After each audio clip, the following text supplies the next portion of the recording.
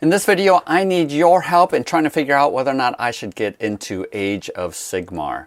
Before we get into that though, I want to give a quick shout out to all of my Patreon supporters. You guys are awesome in making this channel what it is. And Bob the Beholder did pick the Patreon supporters to receive last month's GGGG.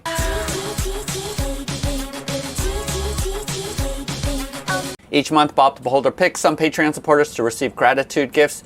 And for this past month of June of 2021, CP Cat and David McCall both are receiving the Dungeon Master Pledge from Kraken Studios Fantasy Dungeons. If you want to see my review video, go ahead and click up on the corner of this video. Also, Brandon Bickford received the 6 Siege Pledge that is going on right now and only has a couple of days left. And then finally, Jim Fields is receiving my copy of Destinies, the Legendary Chest Pledge, which is being mailed out to him. If you're interested in this month, July of 2021's GGGG, go ahead and click on the descriptions below and go to my Patreon page to check that out. So I really have been struggling with trying to figure out whether or not I should get into Age of Sigmar. And so I decided to go ahead and throw out the thought process that I am having right now to get your advice as to whether or not I should get into this gaming system. And I'm going to go through sort of the pros and cons that's going on in my head that really is making me wonder, going back and forth in my own mind, and I keep changing my mind about whether or not I'm going to dive in. So I'm going to go ahead and present that to you, and please make comments below as to what your experience is with Age of Sigmar and whether or not, based off of sort of my criteria and considerations, you think it's a good idea for me to get into it, or should I stay far, far away? Normally, I make decisions fairly quickly, but in this case, I've really been going back and forth. In fact, I pre-ordered Dominion, but then I ended up canceling it, and I know it's coming out in stores this upcoming weekend, July 3rd, and I'm still wondering whether or not I should dive in. So please help me out and provide comments. So here's my pros and cons list, and I'm going to go from one column to another, and the most important considerations I'm going to share first. So the most important consideration for why I should get into Age of Sigmar is that there are a lot of players.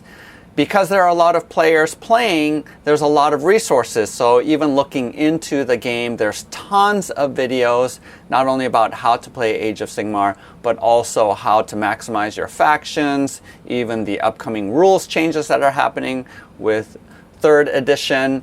So there's a lot of resources that are out there, and I know that I can just pick up my army, go to my local gaming store, and have a pickup game of AOS with almost anybody. So just the accessibility of the game, the accessibility of being able to play with other players is the biggest consideration of why I am thinking about diving into Age of Sigmar. And probably out of this category, the most important one is that my brother plays Age of Sigmar, and he was the one actually, when we went and visited a couple of weeks ago for vacation, he actually taught me how to play Age of Sigmar.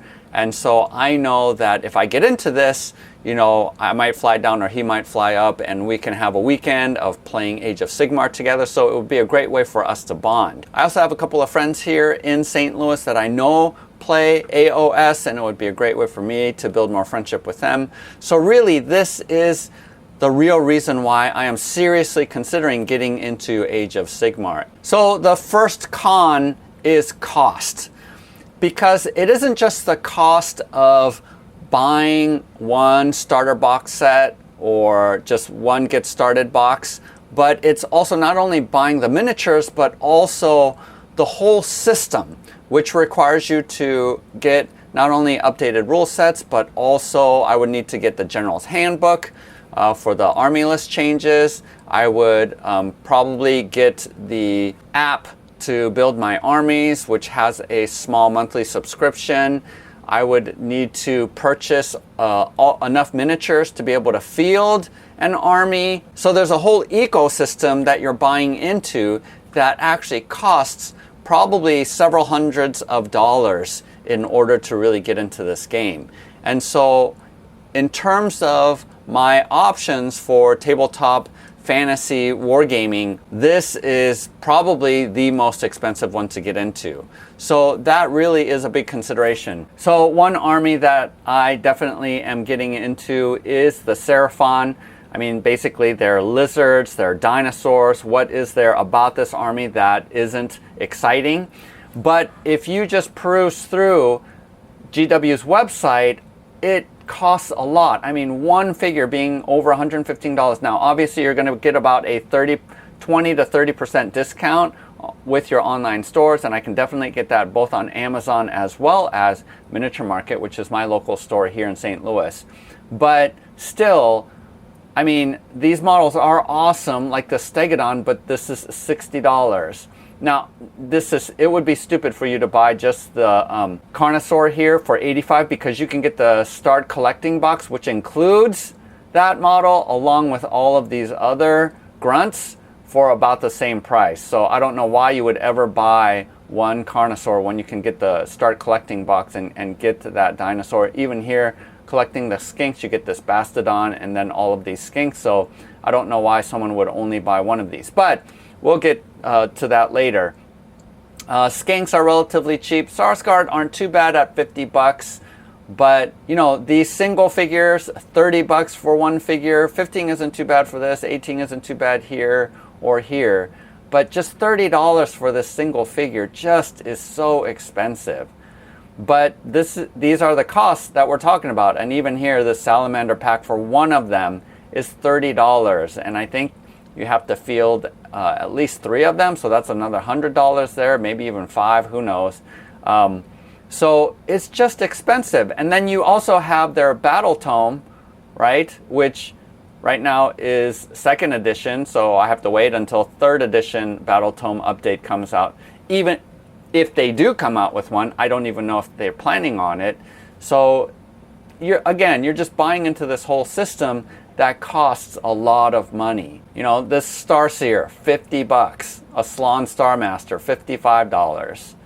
So it's pricey. So that's probably the biggest consideration or hesitancy that I have with getting into AOS is the cost. So another reason for getting into it is obviously they have fantastic miniatures. Even though they're pretty pricey, the miniatures are amazing, and I can proxy those miniatures for other games. Really, Games Workshop is top tier regarding mass-produced plastic miniatures and that are readily available. So that is a huge draw for me primarily as a hobbyist, because I actually am a hobbyist first and then a gamer second. Now, I know that's not true for most of you. Most of you are get into hobbying because you're primarily a gamer. But for me, I don't mind collecting or painting miniatures that I never really use to play in a game. I just like painting. It's something that's really relaxing for me. So Games Workshop miniatures are beautiful overall, although I will say that the Seraphon minis are really outdated, and as one YouTuber says, they are derpy. And I'm going to do a comparison video later on comparing GW Seraphon miniatures to One Page Games miniatures. Again, make sure to subscribe so that you can see that video when it posts. So there are alternatives from using the really expensive models that GW comes out with. But overall, I will say that GW models are gorgeous. They look amazing, and I've painted up a lot of them. So the miniatures might look good, but the rule set I'm really hesitant about. After a long hiatus of not playing GW games, I did come back when Kill Team came out, and it enabled me to buy a lot of small teams from various armies to play Kill Team. But eventually, I just didn't like the rule set because it was way more complicated than it needed to be. So I moved on, but still using those miniatures to proxy in for games like Star Breach. I did a whole video about that, replacing Kill Team, or using GW miniatures for Dead Zone, which is one of my favorite sci-fi fantasy skirmish games. I sort of have a tolerance level for GW rules, but overall I find myself being attracted to more streamlined, simpler rule sets. Now, I think between 40K and Age of Sigmar actually is more streamlined and more simplified than 40K, so I prefer that over 40K. But still, I think one of the biggest drawbacks of Games Workshop rule sets is that they add a wound roll. So when you're rolling to hit, you have your 2 hits. Let's say that all of these stats are 4+. So basically on a 6-sided die, you need a 4, 5, or 6 to hit. That's 50-50, right, on a 6-sided die. 50% chance of hitting, you roll your dice, you hit,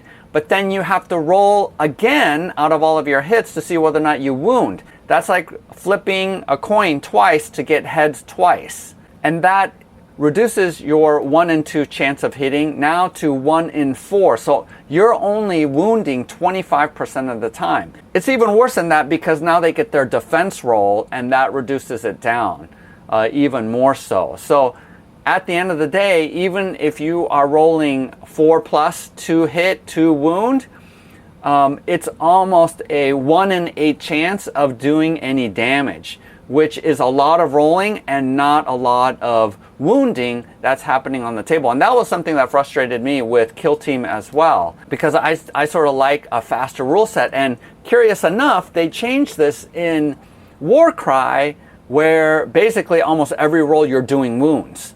And I would much rather do that and have higher hit point units than rolling first to hit and then rolling whether or not you wound. And so that sort of drives me crazy. Another thing that drives me crazy about the rule set is every year they change the war scrolls, the points, some of the rules get changed and they're modified every year. I am not going to play competitively. I'm not going to max min my army. I do enjoy army building, but only to a certain extent, and I don't want to constantly switch up my strategies because the whole point system is changed up, or things get nerfed, or things get beefed up. I don't care enough to go through all of those changes every year. And that's an additional cost of $40 for the General's Handbook that you need each year to update all of the stats and spells and things like that. So that sort of drives me crazy. Now, in the competitive scene, I see why they do that, because they have to constantly be balancing each of the armies.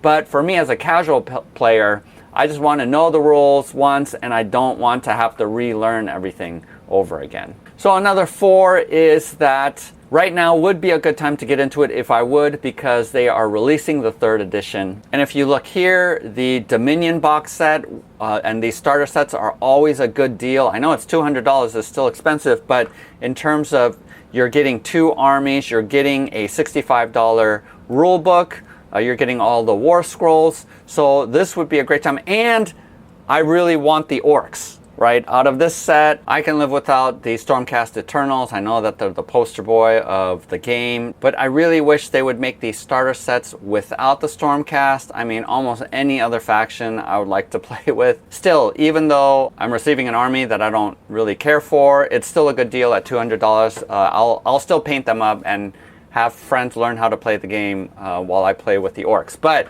this is now a good time to jump in because they are updating the rules. If I'm going to jump in now is sort of a perfect time, and I think this box set is something that would be worthwhile to jump into. Or who knows, I might forego the set entirely and just stick with my Seraphon army and just get the rule book. And then the final con for getting into it is that Games Workshop is crazy.